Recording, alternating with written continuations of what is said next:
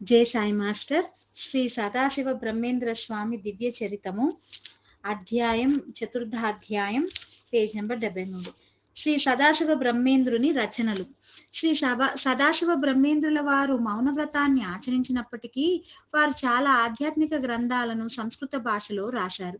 అనేక కీర్తనలు సంస్కృత భాషలో స్వరపరిచారు. స్వామివారి కీర్తనలన్నీ ఉన్నతాశయములతో కూడి లోతైన సత్యముతో నిండి ఉంటాయి. ఆ కీర్తనలను సంగీత గాయకులు, భక్తులు భక్తితో ఈనాటికి ఆలపిస్తూ ఉంటారు. ఇప్పటి వరకు తెలిసిన గ్రంథాలను శ్రీ సదాశివ బ్రహ్మేంద్ర సేవా ట్రస్ట్, నెరూరు వారు ప్రచురితము చేయుటకు ప్రయత్నించుచున్నారు. భవిష్యత్తులో స్వామివారు రాసిన రచనలు బయటపడితే వాటిని కూడా ప్రచురితము చేయగలరు. శ్రీ సదాశివ బ్రహ్మేంద్ర స్వాముల వారు తాను రాసిన గ్రంథాలలో కొన్నింటిని తన గురు సన్నిధిలో ఉండినప్పుడు రాసి ఉంటారు. కొన్ని గ్రంథాలను మౌనిగా మారి గురు సన్నిధిని వీడిన తర్వాత రాసి ఉంటారు. స్వామి ఎన్ని గ్రంథాలు రాశారో, ఎన్ని కీర్తనలు రాశారో ఈనాటికి ఎవరికి స్పష్టంగా తెలియదు. ప్రస్తుతం లభించే గ్రంథాలలో ఎప్పుడెప్పుడు రాశారని చెప్పుటకు ఆధారాలు లభించటలేదు. బహుశా సర్వ సంగమములను వీడి అవధూతగా సంచరించే ముందు రాసి ఉంటారు.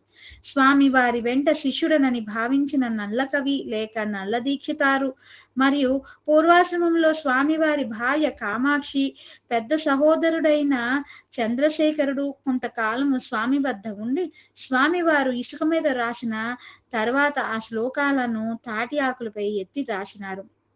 ఈ విధముగా వారు స్వామి అనుచరులుగా ఉంటూ స్వామివారి గ్రంథాలను రాసి ఆత్మజ్ఞాన జిజ్ఞాసులకు మహోపకారం చేశారు. బహుశా ఆత్మ విద్యా విలాసము మున్నగు గ్రంథాలను వారే ఎత్తి రాసి ఉంటారు. కంచి పరమాచార్య శ్రీ చంద్రశేఖర సరస్వతి స్వామి విష్ణువు మరియు శివుడిని వర్ణించుచు అవి ప్రపంచము నుండి విముక్తి యొక్క మొదటి దశ మరియు చివరి దశలను సూచిస్తాయని తెలిపారు. కాలిపోయిన వస్తువు మొదట నల్లగా మారి తన రూపాన్ని నిలుపుకుంటుంది. మరింతగా దహనము చేయడం వలన అది తెల్లగా నిరాకారముగా మారుతుంది. విష్ణువు నలుపు రంగులో, శివుడు తెలుపు రంగులో ఉంటారు. అందువలన ప్రాపంచిక సంబంధములో భాగముగా సాధారణ జీవితములో ఆధ్యాత్మిక కార్యక్రమాలు విష్ణువుతో అనుసంధింపబడి ఉంటాయి. అవి హరికథ, హరినామ సంకీర్తన మున్నగునవి. ప్రాపంచిక కార్యకలాపాలు విడిచిపెట్టిన తర్వాత అనుసరించే వాటిని శివయోగం, శివజ్ఞానం అని వర్ణిస్తారు. శ్రీ సదాశివ బ్రహ్మేంద్ర స్వామి వారి రచనలలో కూడా ఈ సూక్ష్మమైన భేదం కనిపిస్తుంది. స్వామి కీర్తనలలో విష్ణువును స్తుతిస్తూ కృష్ణ మరియు నామనామామృతాన్ని త్రాగమని ఉద్బోధిస్తాయి. అద్వైత సంబంధ రచనలలో తొలుత శివుడిపై ప్రార్థన ఉంటుంది. నవవర్ణమాలలో శివుని కరుణాదృష్టి తనపై పడిన తర్వాత తన నిజస్వరూపమును గ్రహించానని స్వామి తెలిపారు. శ్రీ సదాశివ బ్రహ్మేంద్రులు గొప్ప అవధూత అద్వైత జ్ఞాని అయినప్పటికీ నామ సంకీర్తనను సమర్థిస్తాడు. ఈ మార్గము జీవితంలోని ప్రతి దశలో అందరికీ సులభముగా అందుబాటులో ఉంటుంది. ఈ మార్గములో తీవ్రమైన తపస్సులు, ప్రపంచాన్ని త్యజించాల్సిన ఆవశ్యకత ఉండదు. శివ మానసిక పూజలో శివుడికి ఆచారబద్ధమైన పూజ చేయడం అసాధ్యమని ఆయన వర్ణించారు. ఆలోచనలకు అతీతమైన వాణిని ఎట్లా ధ్యానించాలి? చుట్టూ వ్యాపించి ఉన్న వానికి ఎట్లా నమస్కరించాలి? పూజలో మధుపర్కము, ధూపము, తాంబూలము సమర్పణములోని నిష్ప్రయోజనాన్ని ఉల్లేఖించారు. సుముఖ రాగ అంటే ఎర్రని పెదవులు కలిగిన వాడని అర్థం. ఎర్రని పెదవులు కలిగిన వ్యక్తికి పెదవులను ఎర్రగా చేసే తాంబూలం అవసరమా? సుమనశేఖర అంటే ఇప్పటికే తలపై పువ్వులు ఉన్నవాడని అర్థము. సుమనశేఖరునకు సుమనాంజలి అంటే చేతి నిండా పువ్వులు ఎలా సమర్పించాలి? నిత్య తృప్తునకు నైవేద్యం సమర్పించడం, అలసట లేనివానికి వింజామరలు వీయడం నిరర్ధకమని పేర్కొన్నారు. ఇటులా అనేక అర్థములు నిచ్చే శ్లేష పదాలు శ్రీ సదాశివ బ్రహ్మేంద్రులు వాడారు. స్వామివారు రాసిన గ్రంథాలలో ప్రస్తుతం లభించేవి: బ్రహ్మసూత్ర 1, బ్రహ్మసూత్ర వృత్తి లేక బ్రహ్మతత్వ ప్రకాశిక. ఈ గ్రంథంలో బ్రహ్మసూత్రాలకు సులభముగా అర్థమగు రీతిలో భాష్యము రాయబడినది. ఆది శంకరులు ఇతర ఆచార్యులు భాష్యము రాసినప్పటికీ సామాన్య మానవులకు అర్థమగు రీతిలో వారి భాష్యము లేదు. వేదాంత శాస్త్రము ఏ మాత్రము అధ్యయనము చేయని సామాన్య మానవునకు అర్థమగు రీతిలో శ్రీ సదాశివ బ్రహ్మేంద్ర స్వాముల వారు భాష్యము రాయడము జరిగినది. 2. యోగ సుధాకర. ఇది పతంజలి యోగ సూత్రాలకు భావాన్ని వివరముగా తెలుపు గ్రంథం. శ్రీ సదాశివ బ్రహ్మేంద్రుల వారు తాను పొందిన ఆత్మానుభవమును ఈ గ్రంథములో జోడించి ప్రకాశింపజేశారు. 3. శివయోగ ప్రదీపిక. శ్రీ సదాశివ బ్రహ్మేంద్ర స్వాముల వారు మంత్ర లయ హఠ రాజయోగ అను చతుర్విధ యోగాలను శివయోగ ప్రదీపిక అనే గ్రంథంలో 5 పటలములలో అంటే 5 అధ్యాయాలలో వివరించారు. ప్రథమ పటలములో 53 శ్లోకాలు, ద్వితీయ పటలములో 60 శ్లోకాలు, తృతీయ పటలములో 54 శ్లోకాలు, చతుర్థ పటలములో 52 శ్లోకాలు, పంచమ పటలములో 50 శ్లోకాలు కలవు. 4. ఉపనిషద్ వ్యాఖ్య లేక కైవల్య అమృత బిందు. ఇందులో 12 ఉపనిషత్తులకు భాష్యం రాయబడినది. 5. సిద్ధాంత కల్పవల్లి. అప్పయ్య దీక్షితులు సిద్ధాంత లేశ సంగ్రహం అనే పేరుతో పద్య రూపములో రాసిన అద్వైత సిద్ధాంతానికి భాష్యము గద్య రూపంలో రాయబడినది.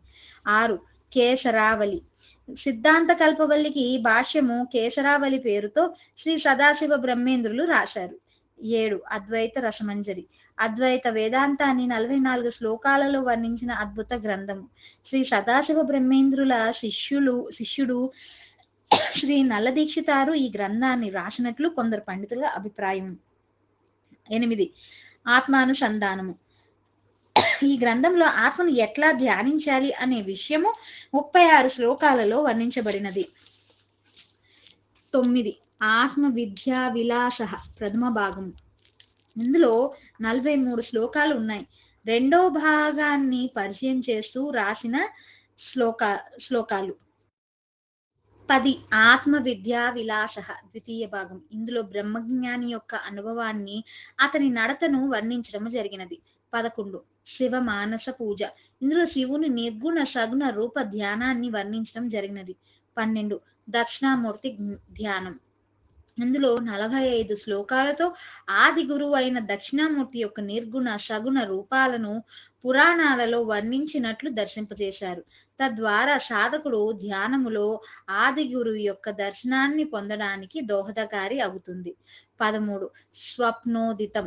ఇందులో 43 శ్లోకాలు ఉన్నాయి. శ్రీ సదాశివ బ్రహ్మేంద్రుల వారు తమ గురువు గారి గొప్పతనాన్ని కీర్తిస్తూ శిష్యుడైన తనను మాయాస్వరూపమైన ఈ జగత్తు నుండి ఉద్ధరించినందుకు తన కృతజ్ఞతలు తెలుపుచూ ఈ గ్రంథాన్ని రాశారు. 14. నవమణిమాల.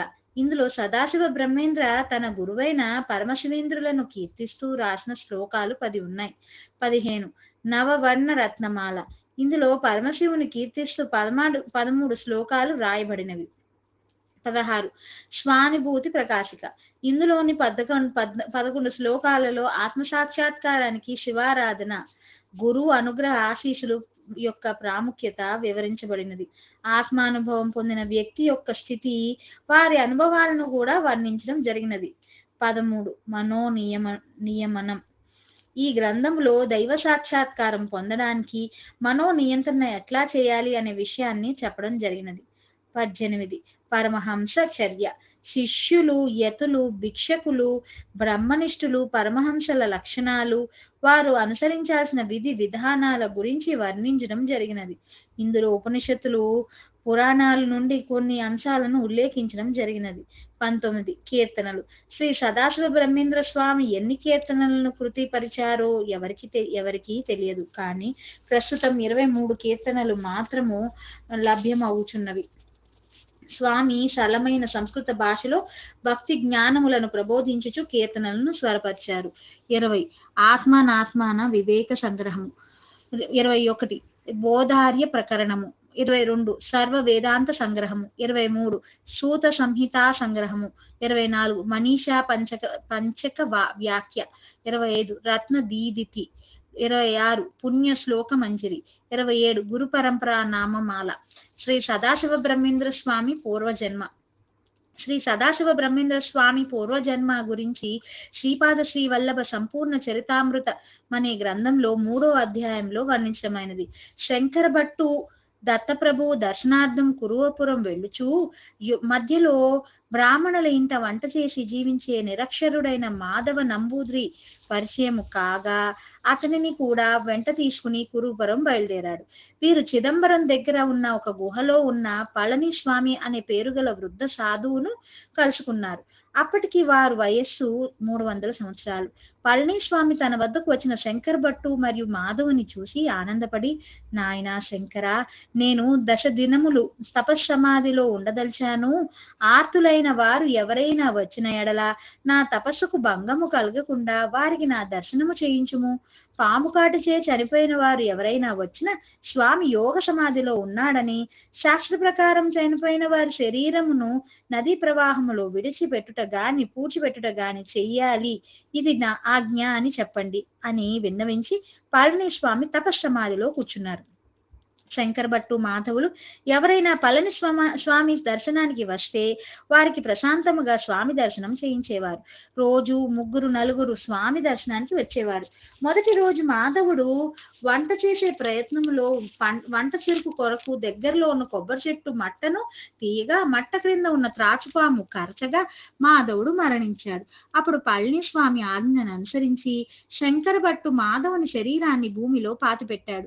ఇందులో 10 దినములు పూర్తి కాగా పళనిస్వామి సమాధి నుండి మాధవ అని పిలవగా శంకర్ భట్టు దిక్కిస్తూ మాధవుడు పాము కాటు చే మరణించాడని అతని శరీరాన్ని ఖననము చేశానని చెప్పాడు. అప్పుడు పళనిస్వామి మాట్లాడుచూ, నాయన, మాధవునకు దత్తావతారమైన శ్రీపాద శ్రీ వల్లభ దర్శన ప్రాప్తి స్థూల శరీరముతో లేదు, సూక్ష్మ శరీరంతో మాత్రమే ఉన్నది. మాధవుని సూక్ష్మ శరీరము ఈ 10 రోజుల నుండి కురుపురంలో ఉన్న శ్రీపాద శ్రీ వల్లభుని సన్నిధిలో ఉన్నది. మాధవుని సూక్ష్మ శరీరాన్ని స్థూల శరీరంలోకి ప్రవేశింపజేసే బాధ్యత నాకు ప్రభు అప్పగించాడు అని అంటూ పూడ్చి పెట్టబడిన మాధవుని శరీరాన్ని బయటకు తీయమని చెప్పగానే ఆ శరీరాన్ని బయటకు తీయడమైనది. అంతట పళనిస్వామి ఆజ్ఞను అనుసరించి మాధవుని కరిచిన నాగుపాము మాధవుని శవము వద్దకు వచ్చి ఎచట కరిచినదో అచట విషయాన్ని తిరిగి గ్రహించగా పళనిస్వామి శ్రీపాద వల్లభుని నామాన్ని స్మరించుచు జలాన్ని పాముపై చల్లగా ఆ పాము పళనిస్వామి పాదములను ముద్దు పెట్టుకొని 3 సార్లు పళనిస్వామి చుట్టూ ప్రదక్షిణ చేసి నిష్క్రమించినది. అప్పుడు మాధవునిలో చైతన్యము రాగానే దాహము తీరుటకు జలము కోరగా తొలుత ఆవు నెయ్యిని త్రాగించిరి. తర్వాత పండ్ల రసము, చివరగా జలము ఇవ్వబడిన. మాధవుడు పునర్జీవితుడైనాడు. అంతటా మాధవుడు ఇట్లు చెప్పసాగెను, నేను సూక్ష్మ శరీరంతో కొరూపరం చేరుకుంటుని. శ్రీపాద వల్లభులు ఆజానుబాహులు, విశాల నేత్రములు కలిగిన వారు. వారి నేత్రముల నుండి జీవుల ఎడల నిరంతరము కరుణ, ప్రేమ ప్రవహిస్తూ ఉన్నది. నాకు స్థూల శరీరము లేనందున స్థూల శరీరధారులకు నేను కనిపించలేదు. శ్రీపాద వల్లభులు నన్ను కురువపుర దీవి మధ్య భాగంలోనికి పొమ్మని ఆజ్ఞ ఇవ్వగా నేను శ్రీపాద వల్లభుల నామస్మరణ చేసుకుంటూ లోనికి పోగా భూకేంద్రము వద్ద అనేక ప్రాసాదములున్నట్లు చూశాను. అది పాతాళ లోకమని తెలుసుకుంటుని. అచ్చట ఉన్న నాగజాతి వారు కామరూపదారులు. వారు కోరిన రూపాన్ని ధరించుటకు శక్తి కలిగిన వారు. అచ్చట ఉన్న అనేక సర్పములకు మణులున్నాయి. వాటి నుండి కాంతి ప్రసారము జరుగుతున్నది. కొన్ని నాగులు యోగ నిద్రలో మౌనముగా ఉన్నాయి.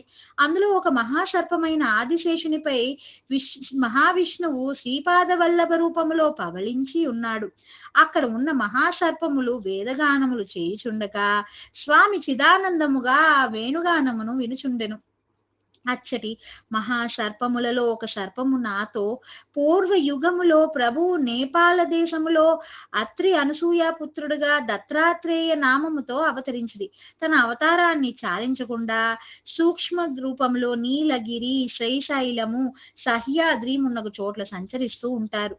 దిక్కులే అంబరములుగా కలిగిన వారు కావున దిగంబరులని ప్రఖ్యాతి చెందుతారు. ప్రభువు సన్నిధిలో మాకు భూత భవిష్యత్ కాలములు వేరుగా కనిపించక అంతా వర్తమానముగా ఉంటుంది అని పలికెను. నా ప్రక్కన ఉన్న మరి యొక్క మహాసర్పము, నాయన మాధవ, మమ్ములను కాలనాగులను ఋషీశ్వరులందరూ శ్రీ దత్తప్రభువు వేలకు వేలు సంవత్సరములు రాజ్యపాలన చేసి తన రూపాన్ని గుప్తపరుచుకునవలెనని భావించి నదిలో నీట మునిగి కొన్ని సంవత్సరములుండి తిరిగి నీటిపైకి వచ్చిరి. వారి అనుచరులమైన మేము తిరిగి దత్తప్రభువు మాతో వచ్చునని భావించి అచ్చట ఉంటిమి. తిరిగి దత్తప్రభువు నీట మునిగి కొన్ని సంవత్సరాల తర్వాత పైకి వచ్చిరి. ఈసారి వారి చేతిలో మధుపాత్ర మరి ఒక చేతిలో 16 సంవత్సరాలున్న సొగసు కత్తె ఉండను. మేము మధు మేము మేము మధుపాన మేము మధుపాన మత్తుడు మేము మధుపాన మత్తుడు మధుపాన మత్తుడు స్త్రీలోలుడు అయిన ఇతనిని దైవమని భ్రమించితమని భావించి మరలిపోగా దత్తప్రభువు అదృశ్యులైరి. వారు అదృశ్యము కాగానే జ్ఞానోదయం అయినది. వారి చేతిలో ఉన్న మధుపాత్ర యోగానంద రూపమైన అమృతమనియు ఆ సొగసుకత్త త్రిశక్తి రూపిణి అయిన అనఘామాత అని మాకు స్ఫురించినది. తిరిగి వారు భూమిపై అవతరించుటకు ఘోర తపస్సు చేయగా దత్తుడు శ్రీ పీఠికాపురమున శ్రీపాదవల్లభుడుగా అవతరించారు.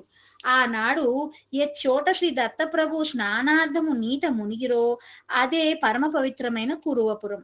వారు జల సమాధిలో ఉన్నట్లే మేము ఈ సూక్ష్మ లోకములో యోగ సమాధిలో ఉన్నాము.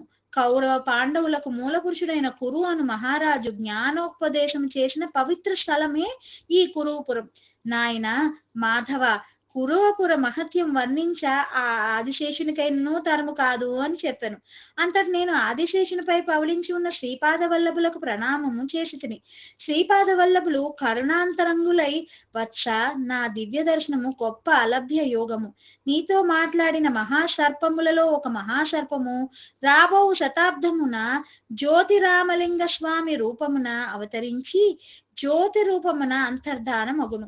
మరి ఒక మహాసర్పము రాబో శతాబ్దములో సదాశివ బ్రహ్మేంద్ర నామమున భూమి మీద అవతరించి అనేక లీలలను చూపును. శ్రీ పీఠికాపురం నాకు అత్యంత ప్రీతిపాత్రం. నా పాదుకలు పీఠికాపురమున ప్రతిష్ఠింపబడును. పీఠికాపురమున నా మాతామహుని గృహమునందు నా పాదుకలు ప్రతిష్ఠింపబడును.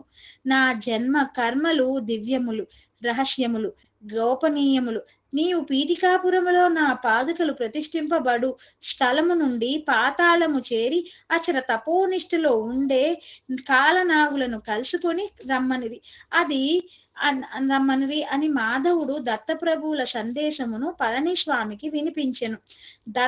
దత్తప్రభువు సందేశము బట్టి ఆ పాతాళ లోకములో ఉన్న కాలనాగులనే మహాసర్పములలో ఒకరు శ్రీ సదాశివ బ్రహ్మేంద్రుల వారనియు, వారు ఆత్మజ్ఞాన సంపన్నులై నిరంతరము సమాధినిష్ఠలో ఉండే ఋషులనియు తెలియచున్నది. సమకాలీన మహాత్ములతో స్వామికి గల అనుబంధం. ఇరువురు మస్తానులు. ముస్లిం మతస్థులు విగ్రహారాధన చేయరు. ఏ యోగులైతే దివ్య శక్తులను కలిగి ఉంటారో వారిని ఫకీరులని, పవిత్ర ఆత్మలని భావించి గౌరవిస్తారు. తంజావూరు నందలి ఇరువురు ముస్లింలు శ్రీ సదాశివ బ్రహ్మేంద్ర స్వామి గొప్పతనం విని కలిసి ప్రభావితులై స్వామిని మహమ్మద్ నబీ ప్రతినిధి అని భావించారు.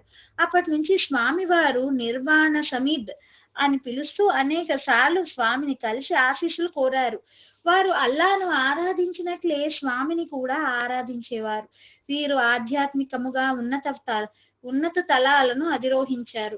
తంజావూరులో కుల మత వర్గ రహితముగా ప్రజలు వీరిని సందర్శించి ఆశీస్సులు కోరేవారు. వీరు కవలలైన మస్తానులు అని పిలువబడుచు ప్రసిద్ధి చెందారు. వీరు దేహత్యాగము చేసిన తర్వాత తంజావూరులో వీరికి దర్గాలు నిర్మింపబడినాయి. ఆ దర్గాలు ఇరట్టై మస్తాను దర్గాలని పిలువబడుచు ఇప్పటికీ గొప్పగా ఆరాధింపబడుచున్నాయి. తాయు మానవర్ 1705-1742. తాయు మానవర్ ప్రముఖ తమిళ కవి మరియు మహాత్ములైన సిద్ధయోగి. వీరి తండ్రి గారైన కెదలియప్ప తంజావూరు దగ్గర వేదారణ్యంలో నివసించేవారు. కెదలియప్ప గారికి తొలుత మదురైకు రాజు అయిన విజయరంగ చొక్కనాథ నాథ నాయక్ గారి ఆస్థానంలో ఆర్థిక వ్యవహారాలు సంబంధించిన ఉన్నతోద్యోగము రాగా తిరుచిరాపల్లి వెళ్ళి అక్కడ స్థిరపడ్డారు. రాజాస్థానములో కెదలియప్ప రాజా రాజాస్థానంలో కెదలియప్ప గారి సేవలు గుర్తించిన రాజా విజయరంగ చొక్కనాథ నాయక్ కెదలియప్పను తన సలహాదారుగా నియమించుకున్నారు. ఆ సమయంలో కెదలియప్ప గారికి కుమారుడు కలుగగా ఆ బాలనకు తిరుచిరాపల్లి కోటలోని శివాలయములో మాతృభూతేశ్వర లేక తాయ్ తాయు మానేశ్వర పేరిట ప్రతిష్ఠించబడి ఉండే శివుని జ్ఞాపకముగా తాయు మానవర్ అని పేరడినారు. తాయు మానవర్ చిన్న వయసులోనే సంస్కృత తమిళ భాషలలో సాహిత్యంలో ఉన్నత విద్య పూర్తి చేసి పండితులైనారు. ఇంతలో కెదలియప్ప హఠాత్తుగా మరణించడంతో రాజుగారైన విజయరంగ చొక్కనాథ నాయక్ బాధపడి తాయు మానవర్ వయస్సు చిన్నదైనను తన తండ్రి చేసే రాజ సలహాదారు పదవి ఇచ్చి తన వద్ద ఉంచుకున్నారు. తాయు మానవర్ రాజా గారి ఆర్థిక వ్యవహారాలలోని లోటుపాట్లను చక్కదిద్ది రాజుగారి మన్ననలను పొందారు. కానీ తనలో అంతర్గతముగా తాత్కాలికముగా సుఖాలనిచ్చే రాజపదవుల కన్నా తనను తాను తెలుసుకుని పరమాత్మను చేరు మార్గము గొప్పదని భావించి దానికి మార్గము చూపే సద్గురువు కోసం నిరీక్షించసాగారు. తాయు మానవర్ గారికి దైవానుగ్రహము చేత తిరుమందిరం అనే గ్రంథాన్ని రాసిన తిరుమూలర్ అనే సిద్ధ యోగి సాంప్రదాయములోని శ్రీ ఆరుల్ నంది శివాచార్యర్ అనే మౌన గురువు పరిచయమయ్యాడు. అంతటా తాయి మానవర్ మౌన గురువుతో నన్ను శిష్యునిగా స్వీకరిస్తారా అని అడుగగా అప్పుడు ఆరుల్ నంది శివాచార్యర్ మిమ్ముల శిష్యుడిగా స్వీకరించుటకు తనకు అంగీకార యోగ్యమని తెలుపుచూ తన తలను ఊపాడు. మీరు ఎక్కడికి వెళ్ళినా నేను ఇప్పటి నుండి మిమ్మల్ని అనుసరించమంటారా అని తిరిగి తాయు మానవర్ ప్రశ్నించగా చుమ్మా ఇరు అని మౌనగురు సమాధానం చెప్పారు. చుమ్మా ఇరు అంటే ఊరకు ఉండలేక నీవు ఎట్లా ఉండావో అట్లాగే ఉండు అని అర్థం. సిద్ధగురువు ద్వారా వెల్లడి అయిన చుమ్మాయిరు అనే పద ప్రభావము తాయు మానవ జీవితాన్ని సమూలంగా మార్చివేసింది. ఆధ్యాత్మికంగా ఉన్నత స్థితి కొరకు చేయవలసిన సాధనలు మౌన గురువు తాయు మానవర్ గారికి వివరించారు. మౌన గురువు తాయు మానవర్ గారిని తన వద్ద ఉండుటకు అనుమతినివ్వనందున తాయు మానవర్ రాజాస్థాన సేవలు చేయసాగారు. రాజా విజయరంగ చొక్కనాథ నాయకర్ తాయు మానవర్ గారిలో ఉన్న దివ్యత్వాన్ని గుర్తించి కావేరీ నది తీరంలో ఒక ఇంటినిచ్చి అచల సాధన చేసుకొనుటకు వీలు కల్పిస్తూ రాజాస్థాన సేవల నుండి మినహాయింపు ఇచ్చారు. ఇట్లా కొన్ని రోజులు గడవగా రాజా విజయరంగ చొక్కనాథ నాయక్ చిన్న వయసులో హఠాత్తుగా మరణించారు.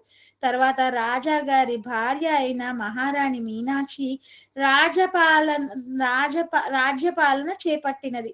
రాణి మీనాక్షి రాజ్య నిర్వహణలో తనకు సలహాలు ఇమ్మని తాయు మానవర్ గారిని కోరగా మహారాజ కుటుంబం మీద ఉన్న ప్రేమ వలన తిరిగి రాజాస్థానంలోకి ప్రవేశించి రాణి గారికి రాజ్య పరిపాలనలో చక్కటి సలహాలు చెప్పి మదురై రాజ్యాన్ని కబళించాలని ప్రయత్నిస్తున్న శత్రువులైన తంజావూరు మరాఠా రాజులు ఆర్కట్ నవాబుల నుండి రాజ్యాన్ని కొంతకాలం కాపాడినారు.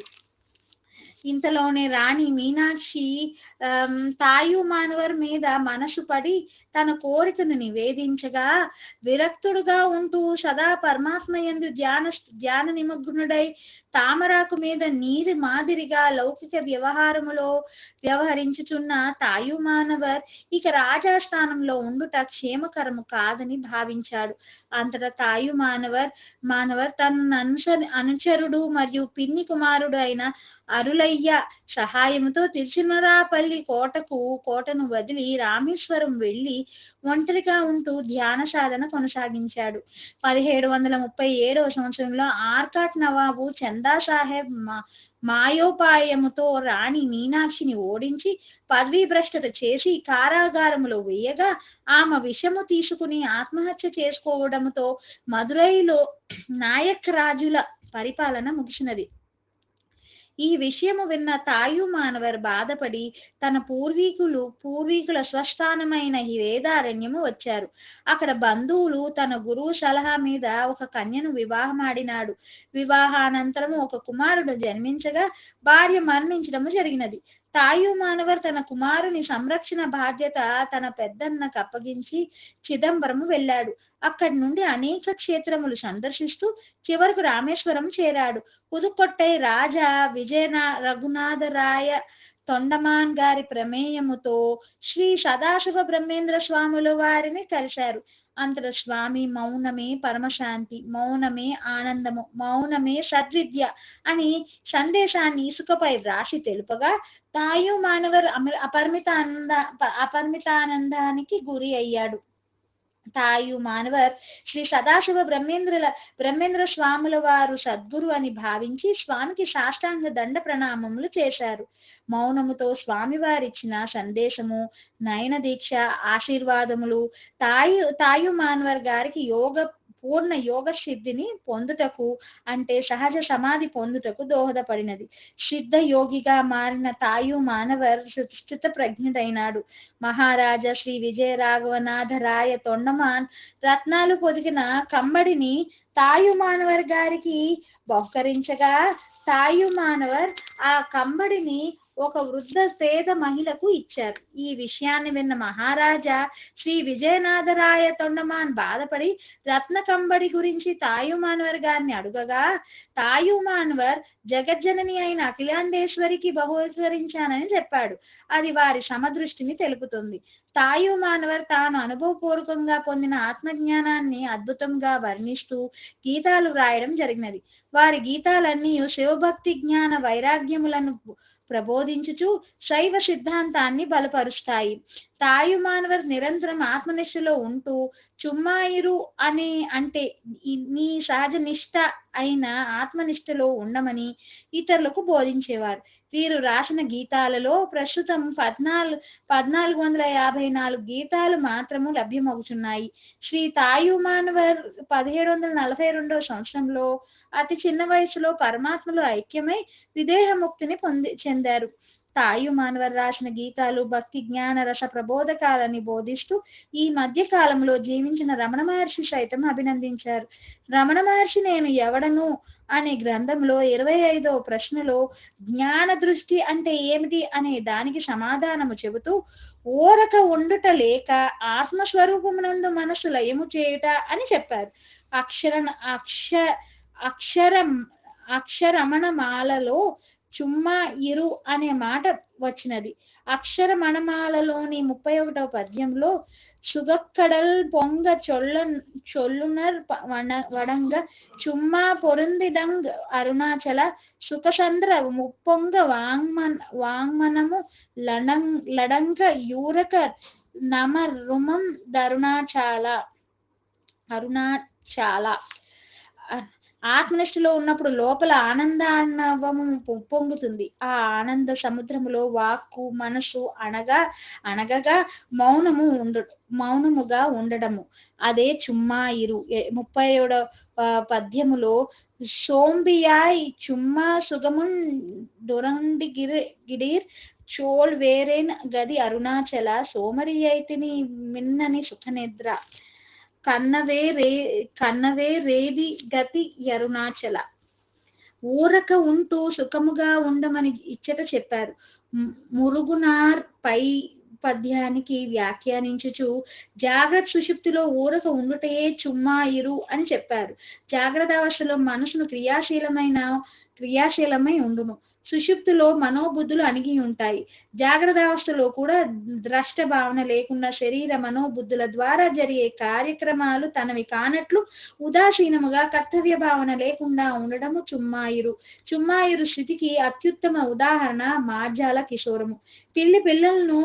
పిల్లల్ని నోట కరుచుకుని అటు ఇటు తిప్పుతుంది.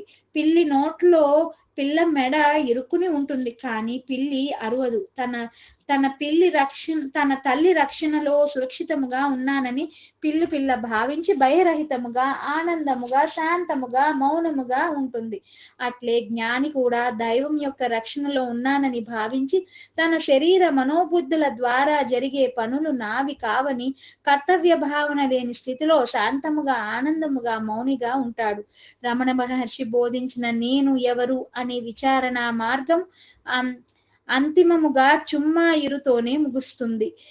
ఊరక మౌనముగా ఉండే వ్యక్తి ఎలా ఉంటాడు అని అంటే, అతనిలో పరేచ్ఛానుసారము పనులు జరుగుతాయి. అజగర వ్రతధారి అయి ఉంటాడు. తన బాధ్యతలన్నిటినీ దైవముపై పడవేసి నిశ్చింతగా ఉండడమే చుమ్మాయిరు. అదే తాయు మానవర్ మరియు రమణ మహర్షుల బోధ. జై సాయి మాస్టర్.